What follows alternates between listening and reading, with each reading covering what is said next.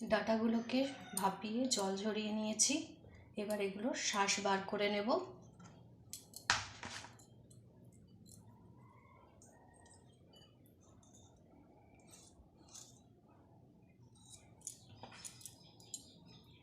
এরম করে প্রত্যেকটা ডাঁটা থেকে শাঁস বার করে নেব।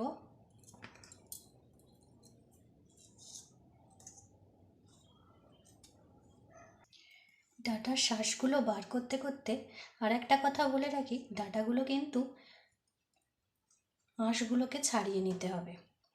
আর এই যে শাঁসগুলো বার করছি, বার করতে একটু হয়তো টাইম লাগবে ঠিকই, কিন্তু এটা খুব স্বাস্থ্যকর হেলদি খাবার। আর আমরা তো প্রায়ই ডাঁটার চচ্চড়ি বা শুক্তোয় ঝোলে নানা রকমভাবে ইউজ করি, কিন্তু একঘেয়েমি ওই ডাঁটা খেতে খেতে হয়তো অনেক সময় ভালো লাগে না।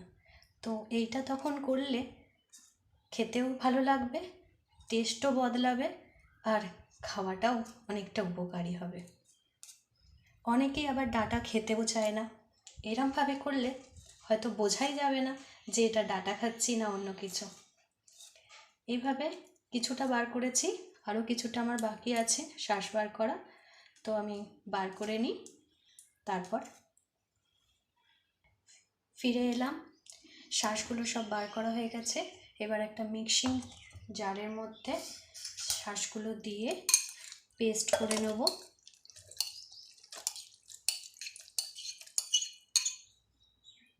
এর মধ্যে 4টে লঙ্কা দিয়ে দিলাম, পরিমাণ মতো লবণ দিয়ে দিলাম। এবার এটাকে পেস্ট হয়ে গেছে, এবার এটাকে ঢেলে নেব।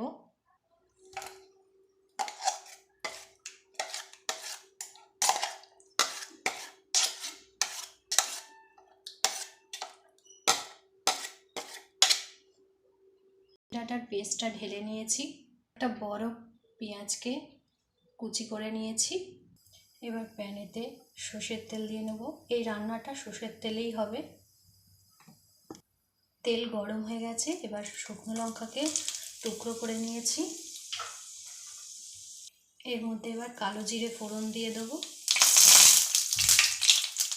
এরপর কুচিয়ে রাখা পেঁয়াজগুলো দিয়ে দেব।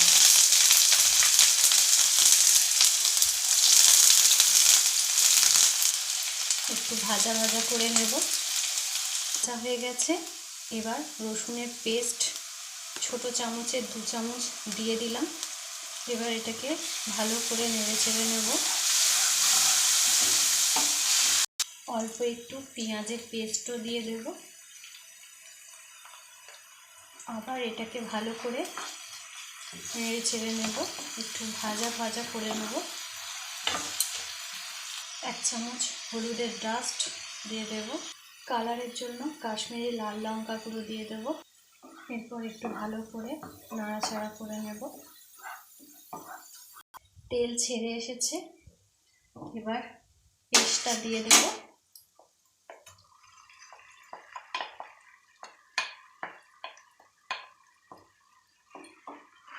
ভালো করে মিক্সড করে নেব মশলার সাথে। যেহেতু পেস্টের সময় লবণ দেওয়া ছিল, আর এতে লবণ অ্যাড করলাম না। এটাকে কন্টিনিউয়াসলি নাড়তে হবে, এরমভাবে জলটা শুকিয়ে যাওয়া পর্যন্ত ভালো করে নাড়াচাড়া করতে থাকবো। এর মধ্যে স্বাদ মতো চিনি অ্যাড করে দিলাম। চিনিটা অপশনাল, যারা চিনি খান না নাও দিতে পারে, তবে চিনিটা দিলে টেস্টটা বাড়বে। এরপর মিক্সড করে নেব, আবার ভালো করে নাড়াচাড়া করে নেব।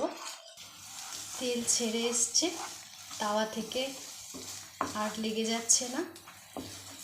এবার আমাদের সজনে ডাঁটার ভর্তা একদম রেডি হয়ে গেছে। এইরকম করে আর গরম গরম ভাতে দারুণ স্বাদের একটা রেসিপি ট্রাই করবেন। ধন্যবাদ। প্লিজ প্লিজ প্লিজ সবাই লাইক, কমেন্ট অ্যান্ড সাবস্ক্রাইব করবেন।